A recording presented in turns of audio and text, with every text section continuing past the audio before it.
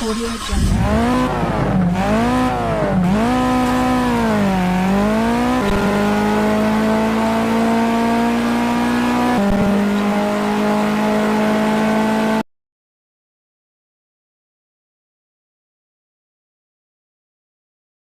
Yeah, so right now I'm taking out this side. This side is actually worse than the other side. The undercarriage of this thing, it is destroyed. Like right here, where the pink road goes, destroyed.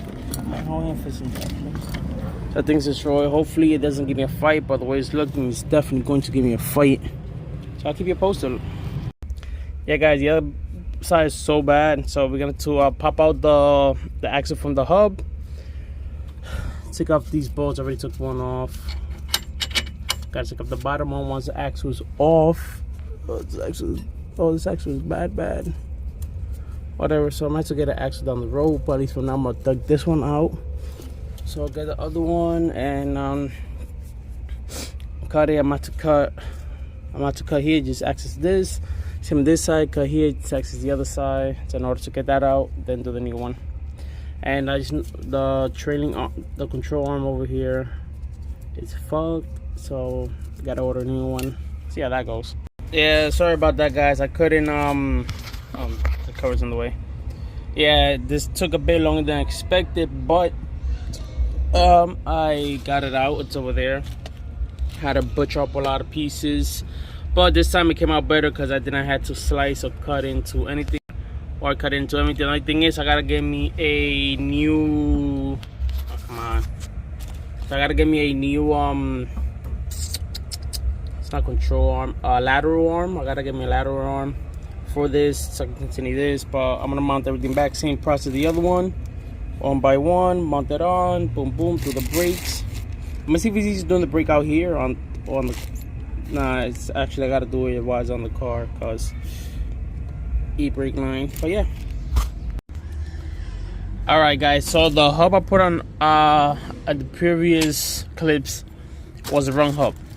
So the one I put basically was for the drum brakes. These are for the disc brakes. I'm gonna show you right now real quick. So these are the disc brakes. It has the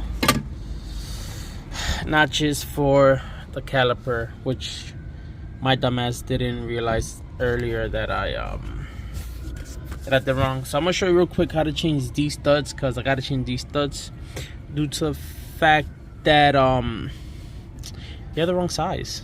Not the wrong size, but the wrong stud, because the wheels are a bit the offset is a bit outer, so I need a longer stud. So I'll show you the difference between studs.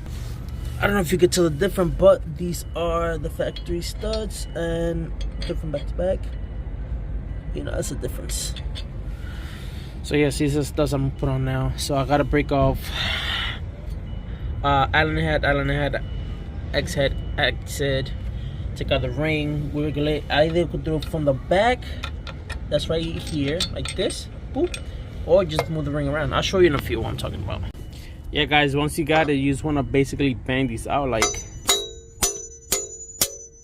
and they just come out.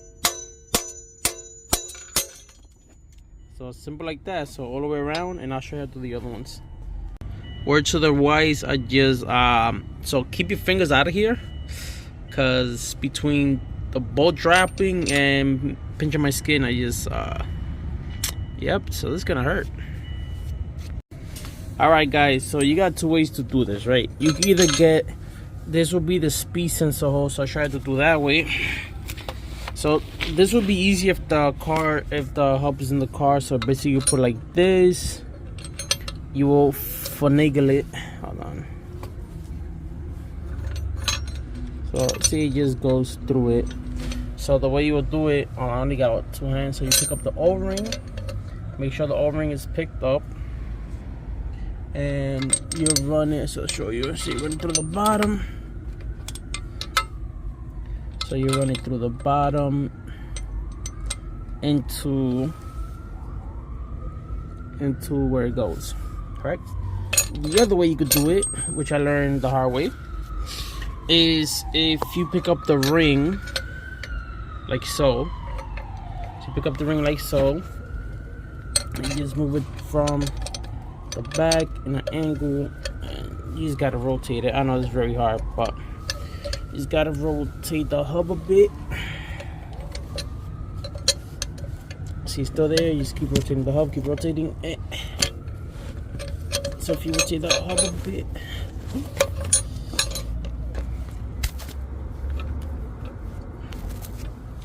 so it's on. So if you rotate the hub a bit, you just bloop.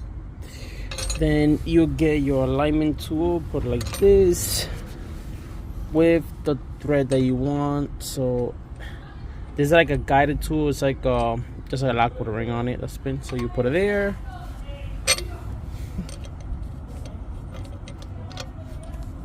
And yeah, then you get the lug nut, tighten it all the way through until it reaches the other side. So that's how you do that, guys. All right, guys, so I got the bracket on. I'm doing now the brakes, and I am greasing these because they are dry. So you saw sliders for the bracket, so when the piston's moving back and forth, this helps slide. Being that this is dry, it will prevent it from doing that, which will wear out the pads and rotors unevenly. So yeah, so now we just gotta grease these up.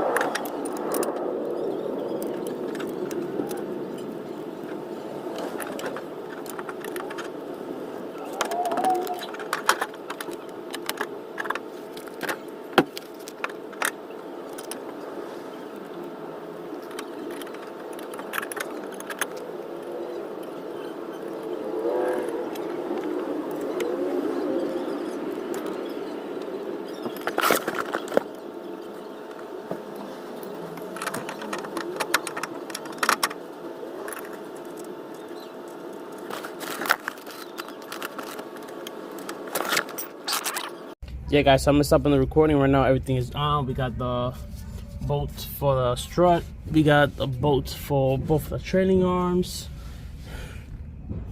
Now so everything's good. Now we have to do the hardware kit of reassembling the brakes, which is gonna be fun. So yeah, and after that we're gonna put the brake on the rotor, then finally the wheel, then we got some on the other side. Yeah, my bad, I thought I was recording this the right way and it wasn't. So that's how I'm gonna show you. I just gotta get a end link for this. I already ordered one. I just gotta go and pick it up. That's about it.